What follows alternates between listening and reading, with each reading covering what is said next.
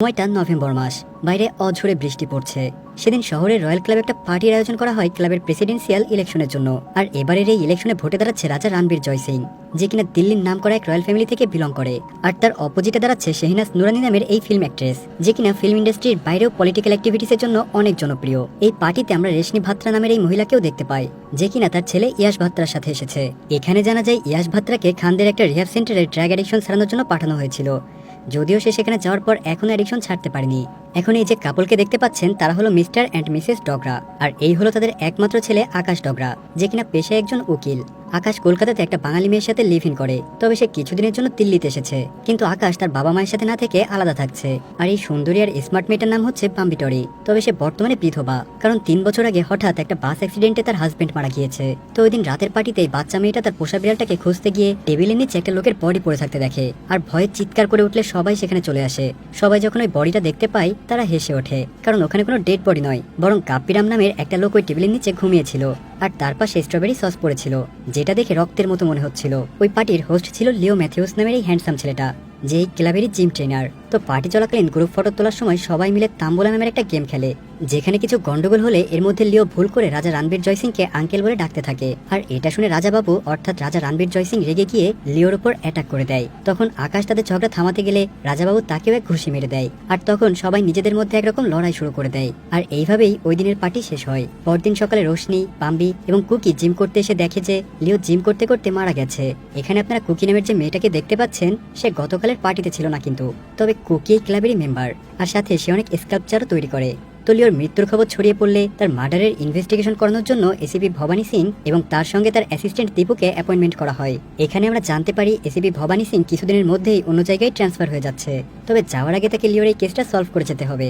ACP ওই ক্লাবে আসার পর ক্লাবের প্রেসিডেন্ট তাকে পুরো ক্লাবটা ঘুরিয়ে দেখায়। এরপর তাকে জিমে নিয়ে যাওয়া হয় যেখানে লিও মারা গেছে। এসিপি ওখানে গিয়ে দেখে টেবিলের নিচে একটা বিড়াল বমি করে মরে পড়ে আছে। এরপর তারা সিসি ক্যামেরা চেক করলে দেখতে পায় লিওর মারা যাওয়ার মাত্র কয়েক মিনিট আগে সিসি ক্যামেরার সামনে কেউ একজন বেলুন সেলোটেপ দিয়ে আটকে দিয়ে গিয়েছিল। এটা দেখে এসিপি বুঝে যায় যে এটা কোনো অ্যাক্সিডেন্ট নয়, বরং প্রি প্ল্যান্ড মার্ডার। ফলে এসিপি এবার ব্যাপারটা বুঝে যাওয়ার পর পুরো দমে ইনভেস্টিগেশন শুরু করে দেয়। এদিকে পরদিন পাম্বি যখন সুইমিং পুলে সুইম করছিল, তখন আকাশ তার সাথে দেখা করতে আসে। তাদের কথাবার্তা থেকে আমরা জানতে পারি যে আকাশের আজকে কলকাতা ফেরার কথা ছিল, কিন্তু তার লিভ ইন পার্টনার সিরি কোনো একটা কাজে কলকাতার বাইরে যাওয়ায় এই সুযোগে আকাশ ও লিওর মৃত্যুর ইনভেস্টিগেশন করার জন্য দিল্লিতে থাকারই সিদ্ধান্ত নেয়। আর এখানে আমরা আরো জানতে পারি যে বাম্বির হাজবেন্ড কার্তিক মানালি ঘুরতে গিয়ে বাসে যে অ্যাক্সিডেন্টটা করে, তারপর তার বডি আর খুঁজে পাওয়া যায়নি। বাম্বি আকাশের উপর খুব রেগেছিল, কারণ তার হাজবেন্ড মারা যাওয়ার পর একবারও আকাশ তার সাথে দেখা করতে আসেনি। আকাশ বলে, আমি একবার এসেছিলাম, কিন্তু তখন তুমি দিল্লিতে ছিলে না। তাদের এই কনভারসেশন থেকে আমরা বুঝতে পারি বাম্বি আর আকাশের মধ্যে পূর্বে ভালোবাসার সম্পর্ক ছিল, দুর্ভাগ্যক্রমে যেটা পরিণতি পায়নি।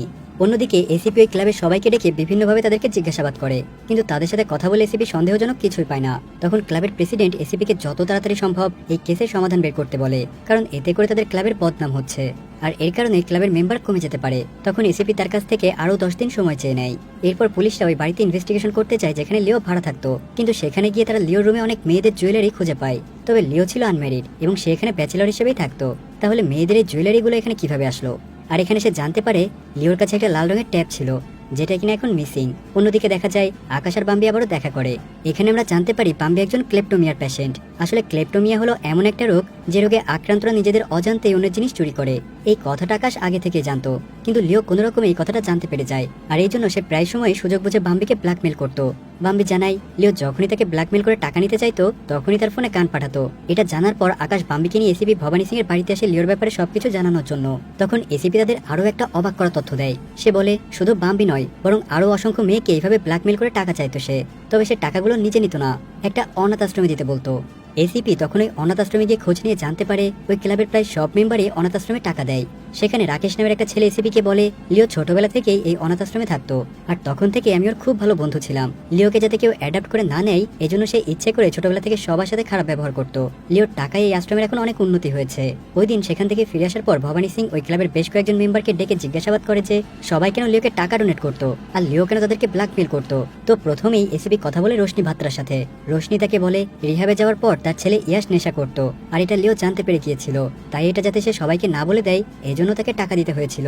এসিপির সাথে এই ব্যাপারে কথা বলতে বলতে রোশনি তাকে টপিকের বাইরের একটা কথা বলে দেয়। সে বলে রাজাবাবুর সাথে গঙ্গা নামের সেলুনে কাজ করা একটা মেয়ের অ্যাফেয়ার চলছে। যাই হোক, এরপর এসিবি কথা বলতে আসে রণবীর জয় সিং অর্থাৎ রাজাবাবুর সাথে।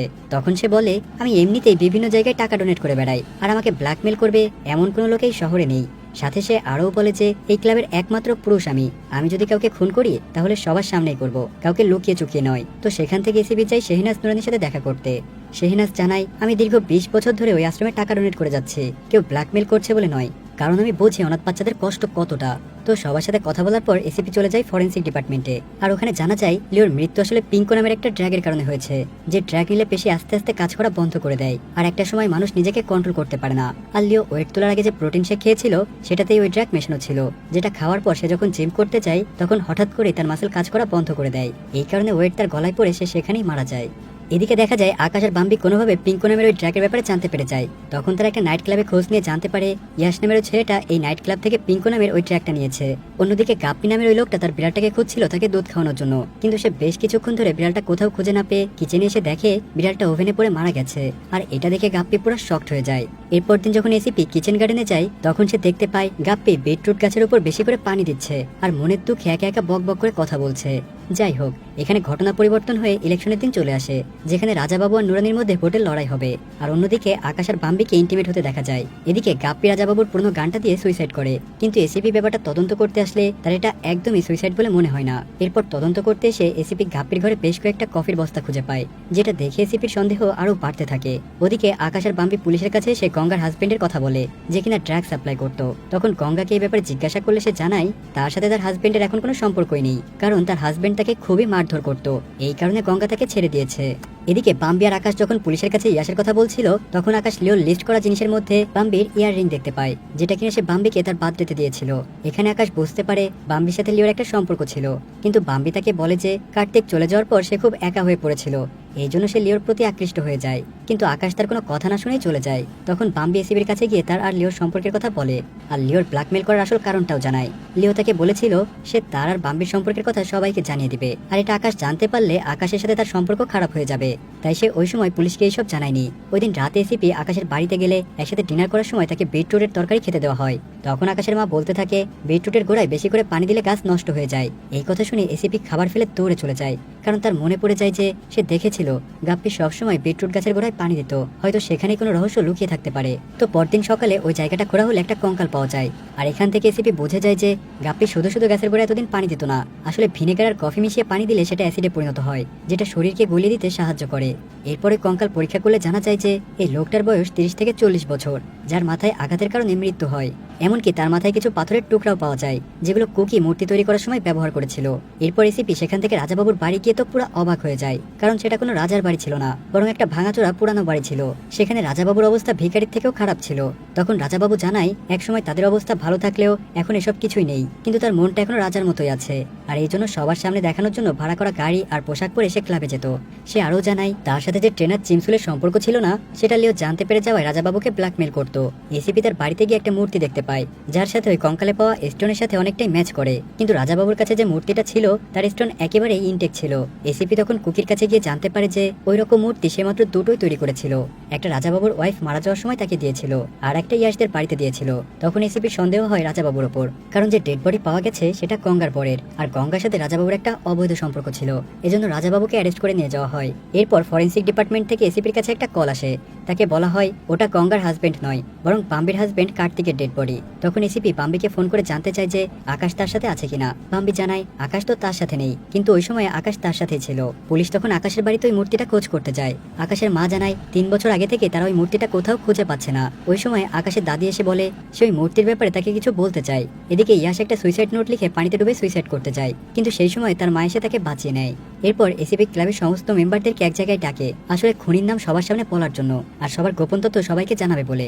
সে প্রথমে শুরু করে শেহনাজ নুরানিকে দিয়ে, যে কিনা মুম্বাইয়ের দাঙ্গার সময় একটা বাচ্চার জন্ম দেয়, যার বয়স এখন প্রায় 30 বছর। তখন নুরানি বলে সে ওই সময় সে একটা বাচ্চার জন্ম দিয়েছিল, যার মুখও তাকে দেখতে দেওয়া হয়নি। পরে সে সেলিব্রিটি হওয়ার পর জানতে পারে তার ছেলে একটা এতিমখানায় বড় হচ্ছে, আর এই জন্য সে প্রায় 20 বছর ধরে সেখানে ডোনেশন দিয়ে আসছে। লিও এটা জানতে পেরে নুরানিকে ব্ল্যাকমেল করে, যাতে করে সে সবার সামনে তার ছেলেকে অ্যাকসেপ্ট করে। আর তার ছেলে আর কেউই নয়, বরং রাকেশ, যাকে কিনা আমরা সেই অরফান হাউসেই দেখেছিলাম। এখানে নুরানি সবার সামনে তাকে অ্যাকসেপ্ট করে নেয়। এরপর এসিপি জানায় যে স্কেলেটন পাওয়া গিয়েছিল সেটা বাম্বের হাজবেন্ড কার্তিকের। সে আরও জানায় যে কাল রাতে ইয়াস সুইসাইড করার চেষ্টা করেছে। সাথে একটা নোট লিখে রেখেছে, যেটাতে লেখা আছে, I am really very sorry for everything, I love you Bambi. এখান থেকে আমরা বুঝতে পারি যে ইয়াশ ছোটবেলা থেকেই বাম্বিকে ভালোবাসে, তাই ওই সব কিছু করেছে। কিন্তু ইয়াশের মা বলে এটা হতেই পারে না, ইয়াশ ড্রাগের ওভারডোজ নিতে পারে, কিন্তু কিছুতেই ও কাউকে এভাবে মারবে না। এরপর এসিপি আবারও বলা শুরু করে যে গাপ্পি ওখানে কার্তিককে কবর দিয়েছিল, কিন্তু ওর একার পক্ষে এটা অসম্ভব ছিল।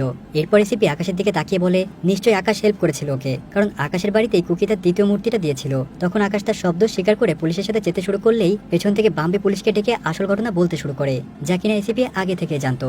সে জানায় যে প্রথম থেকেই রয়্যাল ক্লাবের সাথে জুড়ে থাকার জন্য কার্তিককে বিয়ে করে, যদিও সে আকাশকেই ভালোবাসতো। কিন্তু কার্তিক বিয়ের 1 বছরের মধ্যেই বাম্বিকে ছেড়ে গঙ্গার সাথে ইন্টিমেট হতে শুরু করে, আর এটা বাম্বি জানতে পেরে যায়। এরপর তাদের অ্যানিভার্সারির দিনে কার্তিক আর বাম্বির মধ্যে ঝগড়া শুরু হয়। বাম্বি বলে তুমি যার সাথেই সম্পর্ক রাখো আমার কোনো আপত্তি নেই, কিন্তু আমাদের পারফেক্ট কাপল হওয়ার অ্যাক্টিং করে যেতেই হবে। কিন্তু কার্তিক বলে আমি গঙ্গাকে ভালোবাসি, তাই তোমাকে ডিভোর্স দিয়ে গঙ্গাকে বিয়ে করতে চাই। এটা শুনে বাম্বি বলে গঙ্গাকে বিয়ে করলে আমাদের সোসাইটি এটা মেনে নেবে না, তাই বাড়ির বাইরে গঙ্গার সাথে তুমি যা খুশি করো, কিন্তু তুমি আমাকে ছেড়ে যেও না।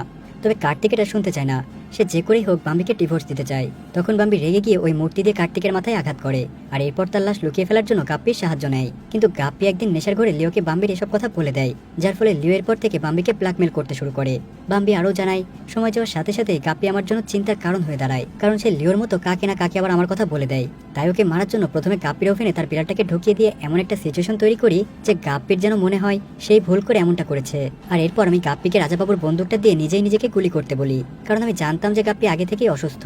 তো এরপর সে সব দোষ ইয়াসের ঘাড়ে চাপানোর জন্য ওই দিন রাতে সে ইয়াসের বাড়িতে যায় আর পিঙ্কো ড্র্যাগের ওভারডোজ দিয়ে দেয়, যা সে লিওর প্রোটিন শেকেও মিশিয়েছিল। ফলে ইয়াসের ড্র্যাগ নেওয়ার পর নড়াচড়া করার ক্ষমতা হারিয়ে ফেলে। আর এরপর সেখানে ইয়াসের মা চলে আসলে সে কোনো রকমে সেখান থেকে পালিয়ে আসে। তার এসব কথা শুনে এসিপি জানাই আমি এসব আগে থেকেই জানতাম, কারণ আকাশের দাদি এসিপিকে ডেকে জানিয়েছিল যে কুকির দেয়া মূর্তিকে দাদি ভয় পেত বলেই ওই মূর্তিটা আকাশ বাম্বিকে গিফট করে দিয়েছিল, আর সেটা দিয়েই বাম্বি কার্তিককে মারে। আর এখান থেকে পরিষ্কার হয়ে যায় যে আসল খুনি হলো বাম্বি, যে কিনা পরপর 3টা খুন করে গিয়েছে। আসলে এসিপি সন্দেহ হয় যে এই কেসে বাম্বি সবসময় মাছের মতো লেগেছিল, তাই সে জেনে বুঝে আকাশকে ফাঁসায়, যাতে করে সে বাম্বির থেকে সব সত্য কথা কনফেস করানো যায়, কারণ বাম্বি আকাশকে ভালোবাসতো। আর এভাবে এই কেসের সমাধান হয়ে যায়। আর এরপর পুলিশ বাম্বিকে নিয়ে জেলে চলে যায়। তখন বাম্বি আকাশকে বলে তুমি আমার সাথে জেলে দেখা করতে আসবে তো। এটা শুনে আকাশ মুচকি এসে সেখান থেকে চলে যায়।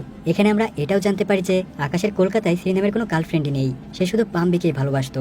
গল্পের লাস্ট সিনে দেখা যায় এসিপি তার অ্যাসিস্ট্যান্ট দীপুকে বলে যে এটা কোনো মার্ডার মিস্ট্রি ছিল না, এটা একটা প্রেমের গল্প ছিল। আর এসিপি এটা বলার সাথে সাথে গল্পটা এখানেই শেষ হয়ে যায়।